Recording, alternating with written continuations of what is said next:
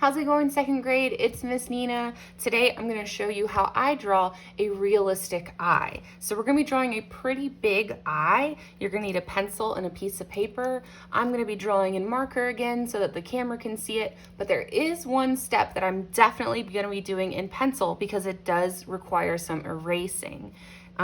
So to get started, we are going to draw actually the tear duct. I'm not sure why I have always started with drawing the tear duct. I just do. So if you look at your eye in the mirror, it has a little divot on the inside towards your nose, and that's where your tears come from.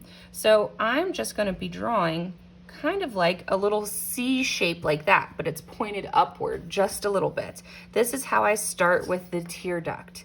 Now, if you remember from when we were doing our self-portraits, the eye is like an almond shape. So I'm attaching that almond shape to the tear duct here. So we're gonna go up, over, and down. This will be the point of the back end of the eye towards your ear.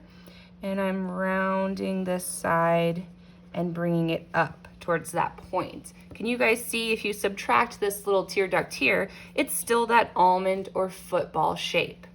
Okay, we are going to add the iris next. So if you look in a mirror, your iris is the colorful part of the eye. It could be blue or green or brown or gray.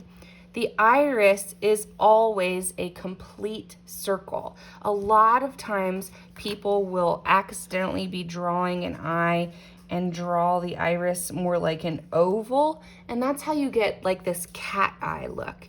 To make it look really human, it needs to be round. So I'm switching over to my pencil because a lot of the time, part of that iris is going up and over the top of this oval shape. Can you guys see the top of that circle right here? So I've drawn a circle, but I'm leaving that top part out. That's why I was using a pencil. So this part I will draw in with my marker to get the bottom part of the iris. See how that iris is a circle and not an oval.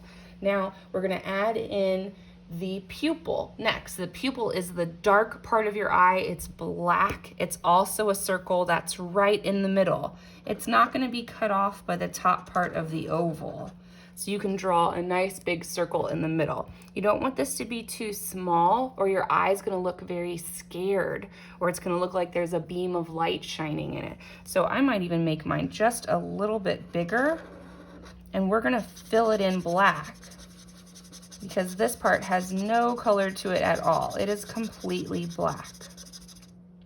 The next part I always add is a highlight in the iris. A highlight, like if you remember when we were doing our spheres, is the point of light that's coming in and touching that eye. So maybe it's reflecting a lamp that's on nearby, or if you're outside in the sun would be reflecting. So I'm just gonna draw a little circle next to my pupil, and I'm gonna leave that completely white. Nothing is ever gonna be colored in here.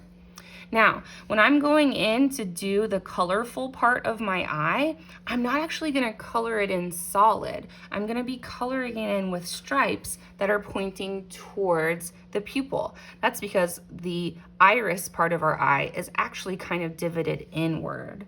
So you could do this with another color if you wanted to, or you could do it with pencil or black like I'm doing, it's okay. And I'm gonna start coloring in that iris, but all of my lines are gonna be pointing inward towards that pupil. All right, and remember, do not fill in that little highlight. We're leaving that white. Okay, now we're gonna start drawing the parts around the eye. Oh wait, I forgot something first. We gotta draw this part right here to show that's the eyeball. These parts are the pinky parts that are left, like the tear ducts. Okay, now we're gonna draw a couple of folds of skin on top of the eye, which is gonna look like our eyelids. So keeping with that kind of round shape we have right here from the iris, we're gonna draw just kind of a line going up above the eye like that, like an eyelid, and kind of down below a little bit too. We also need to draw kind of our eyelid line where our eyelashes come from. So I'm gonna kind of outline the eye just a little bit above, like that.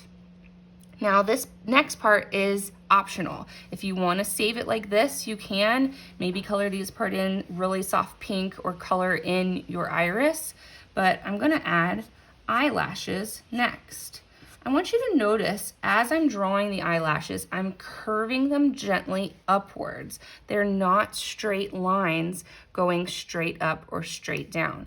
They curve just a little bit. So if you make those lines curved just a little bit, that'll help make your eye look a little more realistic. Same thing on the bottom. You want them to kind of curve. Our bottom lashes are a little bit shorter than our top lashes, so you can make these parts a little bit shorter too.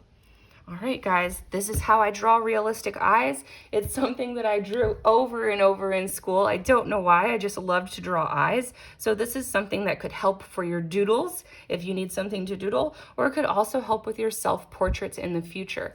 Practice and practice this. It's not easy to get on the first time, even following step by step. I can't wait to see how you guys do, and I hope to see you guys soon. Bye.